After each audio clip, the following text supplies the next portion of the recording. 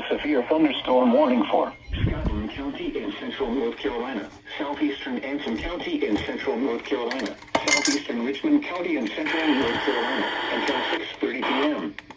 At 5:37 p.m., a severe thunderstorm was located near Trelaw Municipal Airport, or 7 miles west of Trelaw, moving northeast at 40 miles per hour.